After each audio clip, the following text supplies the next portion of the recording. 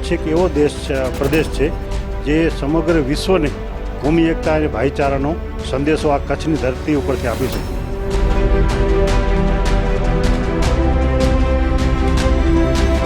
જાડેજા વંશને બચાવવા માટે ભૈયા કક્કલે પોતાના 6 દીકરાની કુરબાની આપી આખો જાડેજા વંશ બચાવે છે.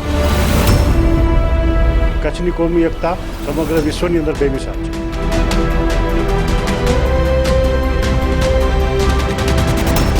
ઔરંગઝેબ આલમગીર એમના દરબારમાં સૌથી વધારે અગર જે અધિકારીઓ હતા ને એ તમામ હિન્દુ સમાજના હતા.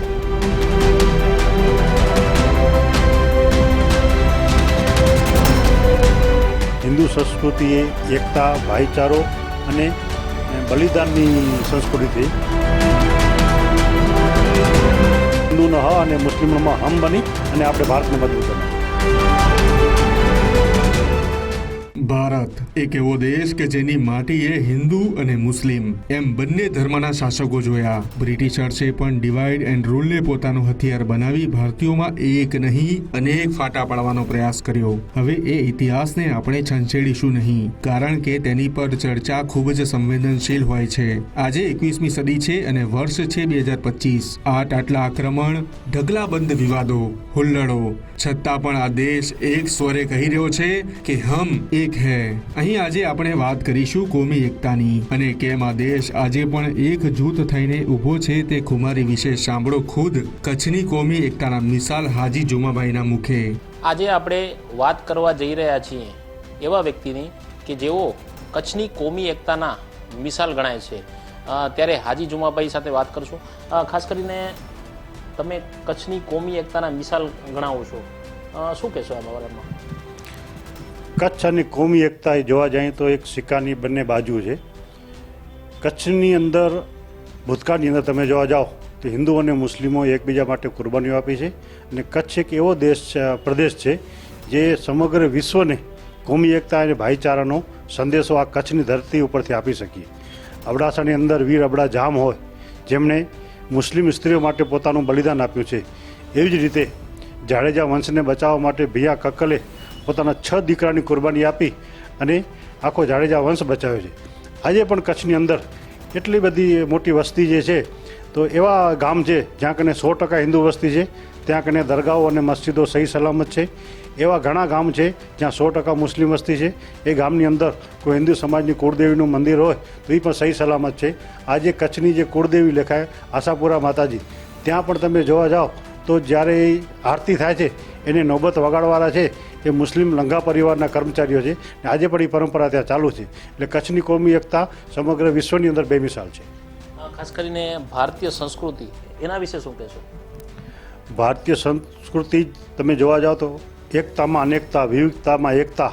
આપણો જે ભારત દેશ છે હજારો ધર્મના, હજારો સમાજ સંપ્રદાયોમાં રહે છે અને તમામ લોકો હિન્દુનો હ અને મુસ્લિમનો મ હમ બની રહે છે.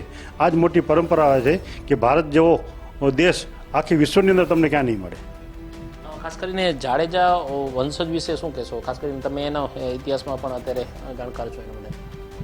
જાડેજા વંશ એટલે ક્ષત્રિય સમાજ, અને ક્ષત્રિય સમાજ એક એવો સમાજ છે જે શૂરવીર સમાજ છે, પરોપકારી સમાજ છે, પર કાજે પોતાના બલિદાનો આપનારો સમાજ છે. એવો જાડેજા સમાજ ભૂતકાળમાં અનેક એવા દાખલાઓ છે. આ દેશની અંદર જ્યારે રાજાશાહી હતી ત્યારે યાં તો જાડેજા ક્ષત્રિય વંશના રાજાઓ હતા, યાં તો મુસ્લિમ સમાજમાં રાજાઓ હતા. અને એ રાજાઓએ જ્યારે સમજી લો કે એક ક્ષત્રિય રાજા હોય એની સેનામાં ઘણા મુસ્લિમ સેનાપતિઓ હતા, એવી જ રીતે મુસ્લિમ સમાજના જ્યારે રાજાઓ હતા એની અંદર પણ ઘણા એવા સેનાપતિઓ હતા જે અન્ય સમાજના હતા. અને સૌથી મોટી વાત કહું, ઔરંગઝેબ આલમગીર એમના દરબારમાં સૌથી વધારે અગર જે અધિકારીઓ હતા ને એ તમામ હિન્દુ સમાજના હતા. એટલે આ દેશની એકતા ખાસ કરીને જાડેજા વંશ માટે થઈ તેમને કહેવા જાઉં તો જાડેજાએ એક ભવ્ય ઇતિહાસ છે અને પરગાજે પોતાના બલિદાન આપનાર એવો આ ક્ષત્રિય સમાજ જાડેજા વંશ છે. ખાસ કરીને તમે એક કથામાં પણ જાડેજા વંશ વિશે જે વાત કરી હતી તે શું હતી? ખેડોઈ ગામની અંદર જીતુબા બાપુએ એક કથાનું આયોજન કર્યું હતું ગૌ સેવાના લાભાર્થે. એમાં મને આમંત્રણ આપ્યું હતું. તો જનરલી કચ્છની અંદર જેટલી કથાઓના પ્રોગ્રામ કે અથવા તો આવા સામાજિક મેળાઓ હોય ત્યારે તમને મને બોલાવતા હોય છે. એ કથામાં પણ મેં હાજરી આપી હતી.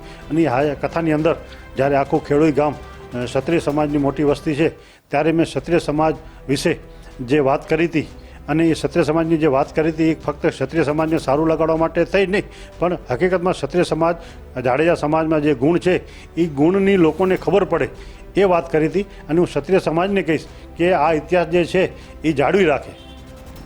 ખાસ કરીને હિન્દુ સંસ્કૃતિ વિશે આપ શું કહેશો? હિન્દુ સંસ્કૃતિ એ એકતા, ભાઈચારો અને બલિદાનની સંસ્કૃતિ છે. હિન્દુ સમાજમાં તમે જોવા જાઓ તો ક્યારે હિન્દુ સમાજ હિન્દુ શાસ્ત્રોની અંદર કહેવામાં આવ્યું છે કે વસુદેવ કુટુંબકમ, તમારો આ દેશ છે, આખો તમારો પરિવાર છે. એવી રીતે હિન્દુ જે ધર્મ છે એ સંસ્કૃતિ છે એને હું બિરદાવું છું. અને દરેક સાચો હિન્દુ છે એ દેશની અંદર ક્યારે નફરત, ક્યારે ભાઈચારો, ક્યારે એકતા તોડવાનું કામ ન કરે.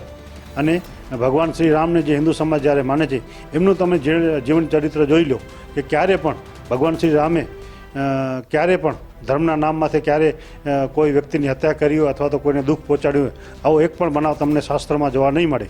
આજે જે લોકો ભગવાન શ્રી રામના સામાજિક ન્યાયની વાત કરતા હોય તો હું કહું છું સામાજિક ન્યાયનું ભારત બનાવો, ભગવાન રામના સામાજિક ન્યાયનું ભારત બનાવો અને ખ્વાજા ગરીબ નવાજના મોહબ્બતના સંદેશાનું ભારત બનાવો. હિન્દુનો હ અને મુસ્લિમનો મ હમ બની રહી શકે એવું ભારત બનાવો.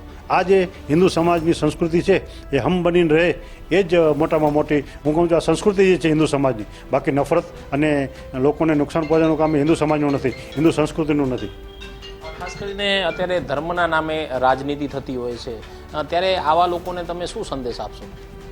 ધર્મના નામે જે રાજકારણ કરે છે એ ખરેખર જોવા જઈએ તો પોલિટિકલી પાર્ટીઓ કરે છે. રાજકીય જે આંકાઓ જે છે એ પોતાની મતબેક બનાવવા માટે થઈ. હું તમને આ દેશની અંદર બે મોટા સમાજો કહું, એકને આપણે હિન્દુ તરીકે ઓળખીએ છીએ, એકને મુસ્લિમ તરીકે ઓળખીએ છીએ. હિન્દુ સમાજની અંદર ભગવાન શ્રી રામે જ્યારે રાવણ સામે યુદ્ધ કર્યું ત્યારે તમે રાવણની સેનામાં જુઓ એક પણ મુસ્લિમ સમાજનો માણસ નહોતો. તમામ રાવણ મોટો પંડિત હતો ને, એની સાથે સેનામાં જે હતા વિદ્વાન હતો, પંડિત હતો. એણે સીતા માતાજીનું હરણ કર્યું અને એની સામે ભગવાન શ્રી રામે યુદ્ધ કર્યું. એવી જ રીતે તમે મુસ્લિમ સમાજનો ઇતિહાસ જુઓ.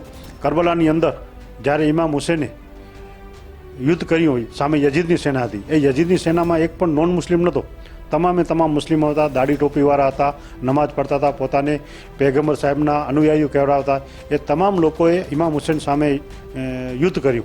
ન્યાય અને અન્યાયની લડાઈ હતી, સત્ય અને અસત્યની લડાઈ હતી. ઇમામ હુસેને ન્યાયની પડખે ઊભા રહ્યા, સત્યની સાથે ઊભા રહ્યા. એવી જ રીતે ભગવાન શ્રી રામે જ્યારે રાવણ સામે યુદ્ધ કર્યું એ લડાઈ પણ ન્યાય અને અન્યાયની લડાઈ હતી, સ્ત્રીના સ્વમાનની લડાઈ હતી. તો આ દેશની અંદર જે લોકો નફરત ફેલાવે છે, જે લોકો વાતાવરણને બગાડે છે, ભાઈઓ વચ્ચે ઝઘડા કરાવે છે, એ નામ તો ભલે રામનું લેતા હોય પણ કામ એમનું રાવણનું છે.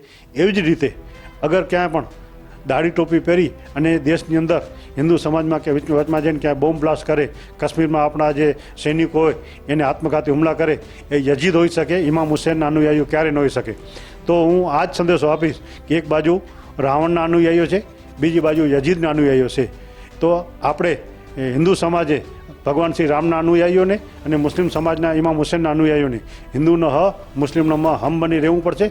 અને હિન્દુ સમાજના જે સાચા અનુયાયીઓ છે એ રાવણના અનુયાયીઓ સામે લડત કરે, મુસ્લિમ સમાજના જે સાચા અનુયાયી ઇમામ હુસેન માનવાળા છે એ યજીદો સામે જંગ કરે અને એ લોકોને પોતાની ઓકાત દેખાડે અને આ દેશની એકતા અને અખંડિતતા બરકરાર રહે અને હિન્દુનો હ અને મુસ્લિમનો મ હમ બની અને આપણે ભારતને મજબૂત બનાવીએ. અત્યારે કથાકારોમાં તમે કોને સન્માનીય ગણો છો? આમ તો દરેક કથાકાર હોય છે એ સન્માનીય જ હોય છે, પણ મોરારી બાપુ જે છે એને અમે વધારે, હું અને અમારા મુસ્લિમ સમાજમાં પણ એમનું એક માન વધારે છે. કારણ કે સંત મોરારી બાપુ જેમણે તલગાજાની અંદર એક નાની મસ્જિદ આવેલી છે, મસ્જિદની એક વખત અજાન બંધ થઈ ગઈ હતી. તેમણે મુસ્લિમ બિરાદરને બોલાવીને પૂછા કરી કે મસ્જિદની અજાન કેમ બંધ છે? તો મુસ્લિમ બિરાદરે કીધું કે ભાઈ અજાનમાં માઇક ખરાબ થઈ ગયો છે. તો મોરારી બાપુએ કીધું કે તાત્કાલિક તમે રિપેરિંગ કરાવો અથવા તો નવું માઇક લગાડો, એ માઇકનો જે પણ ખર્ચો થશે એ હું આપીશ. પછી એ મસ્જિદના મુતોલીને મોરારી બાપુએ પોતાના સ્વખર્ચે હજ પડવા માટે મોકલાવે છે. દર 12 મહિનામાં એક વર્ષ એ ચિત્રકૂટની અંદર ઇમામ હુસેન ડે મનાવે છે અને ઇમામ હુસેનના નામનો એક એવોર્ડ આપે છે. અને આ વાતની નોંધ ફક્ત હિન્દુસ્તાનના મુસ્લિમ સમાજે નહીં પણ વિશ્વના મુસ્લિમ સમાજે લીધી છે.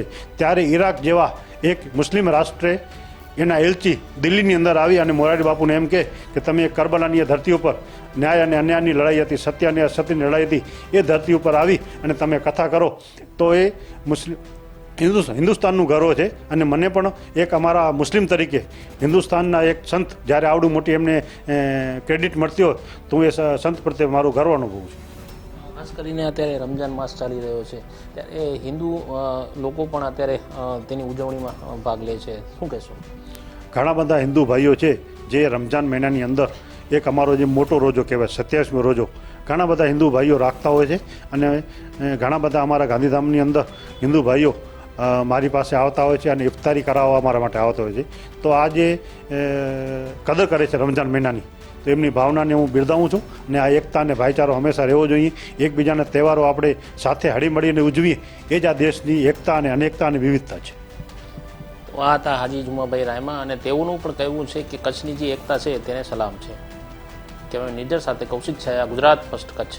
તો તમે હાજી જુમાભાઈના મુખે સાંભળ્યું કે હિન્દુનો પ્રથમ અક્ષર હ અને મુસ્લિમનો પ્રથમ અક્ષર મ. આને સંગમ કહો કે કહો હુઝુમ. આ હિન્દુ મુસ્લિમ તહેઝીબને કારણે જ આ દેશના તમામ નાગરિકો કઈ રીતે એક સાથે હાથથી હાથ મિલાવીને ચાલે છે અને કોઈની તાકાત નથી કે આ એકતાને કોઈ તોડી બતાવે, અને ના રહેશે કોઈની તાકાત. બસ આંખો બંધ કરીને એક વખત વિચારશો તો દિલથી એક જ અવાજ સંભળાશે, ફિર ભી દિલ હૈ હિન્દુસ્તાની, ફિર ભી દિલ હૈ હિન્દુસ્તાની.